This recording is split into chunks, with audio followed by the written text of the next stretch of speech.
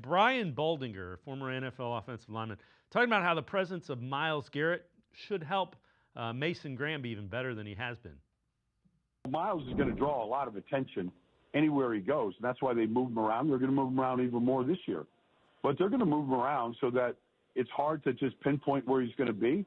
So, in theory, Mason Graham's going to get a lot of one-on-ones, more than if Myles Garrett wasn't out there on the field. So, it should make things better for everybody out there. Whoever it might be, whether it's Alex Wright or Malik Collins or Shelby Harris, whoever, Isaiah McGuire, whoever's out there. It should be better.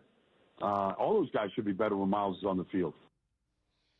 Tim, we've talked about it some. This defensive line is deep. I think Juwan Briggs can play. I think he's on the 53-man roster of the Jets. They traded him earlier this afternoon.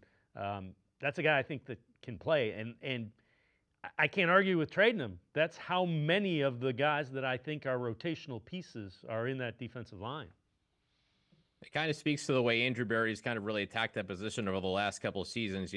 Malik Collins, that keeps feeling like a very underrated signing, one that really flew under the radar, but I really liked him, just kind of a nice, sneaky defensive tackle veteran to help out.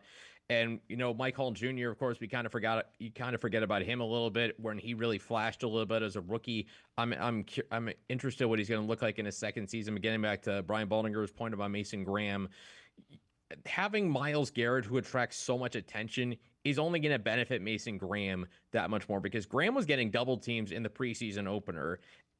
As in his first live action in an NFL game, albeit preseason, but still getting double teams. With Myles Garrett on the field, it's going to be almost impossible for offenses to continue to do that unless you're going to pull more guys out of the route patterns and into protection.